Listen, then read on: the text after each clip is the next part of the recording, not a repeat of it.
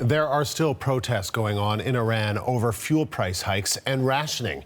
But with 95% of internet access shut down by the government, it's hard for the outside world to tell.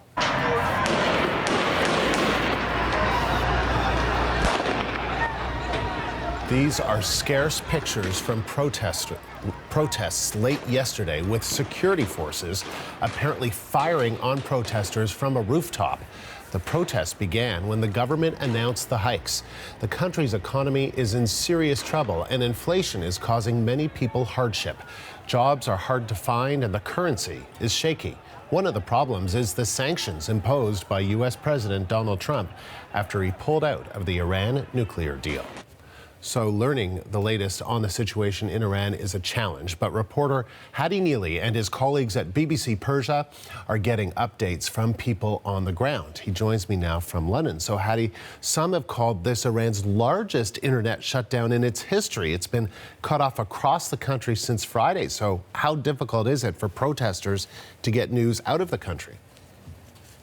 It's quite challenging for them, first to communicate with each other, to know where they need to show up for the next round of protests, next round of rallies, and also to get out the information from the protests to outside Iran, to the free world, if you can say, that can use their content. Because we know that the media in Iran is under severe restrictions by the government.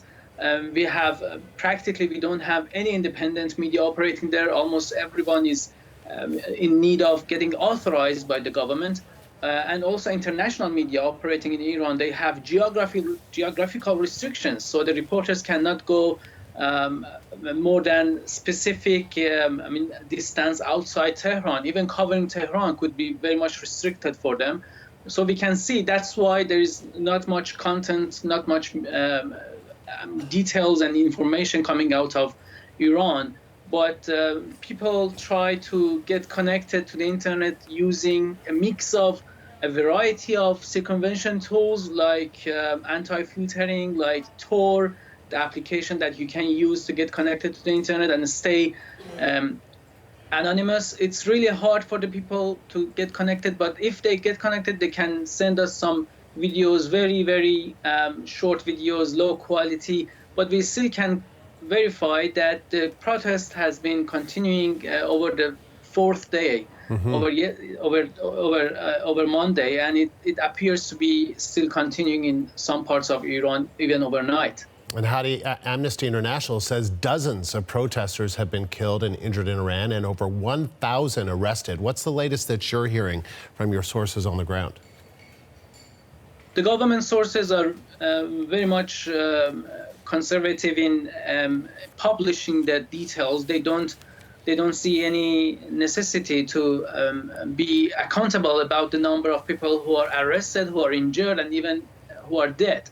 But we can, based on the information on the ground, we can confirm, and there were reports that at least 20 people were dead.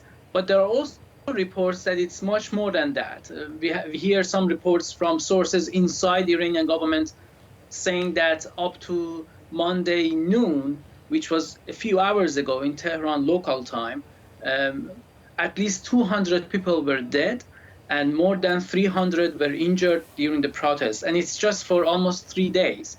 So it shows that how brutal and how forceful was the reaction of Iranian authorities, the reaction from security forces, and we hear that also IRGC, the Iranian revolutionary the Revolutionary Corps, is involved in crackdown on protesters and crackdown on protests. So we can see all of the forces within Iranian government are kind of unified to face off with the protesters.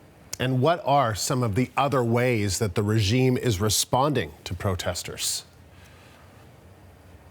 They are also, other than crackdown on internet, other than limiting and almost shutting off the whole internet network for Iranian users, they are also trying to convince families to stop their young people, their children, from attending the protests.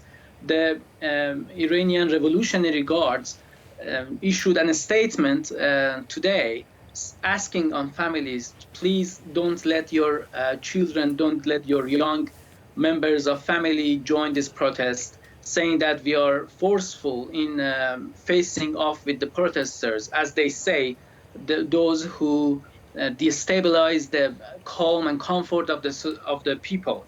But we can see that there were witnesses on the ground in Tehran telling the media outside, also BBC Persian, telling BBC Persian that the Iranian security forces, to be a specific Basij forces who are affiliated with IRGC, they have been setting banks on fire, breaking down windows of shops and stores, so they can blame the protesters for these activities.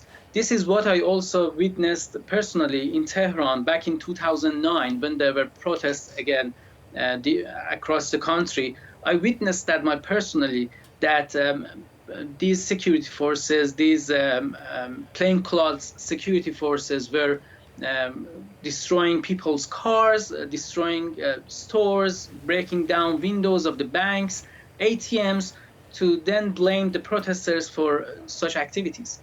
And since you mentioned 2009, how would you compare the protests today to 2009?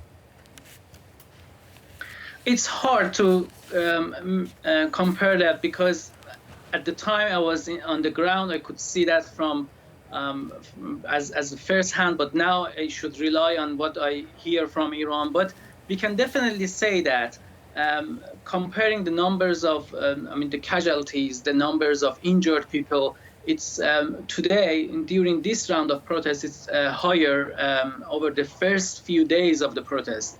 Back in 2009, it took a few days, maybe a couple of weeks. So the government decided to be more forceful, decided to be more hard and crack down on the protests. But this round of protests, we can see that from the day one, maybe from the beginning of it, even before the protesters were out on the streets, the government forces were convinced that they are going to use full force against the protesters. And also comparing on the media spectrum, we can see that because of internet shut off over the last couple of days, it's much harder for Iranian journalists inside and also for citizen journalists to get the news out, to get the details out. Hadi, good of you to take the time. Thank you very much. That was BBC Persian reporter Hadi Nili joining me from London.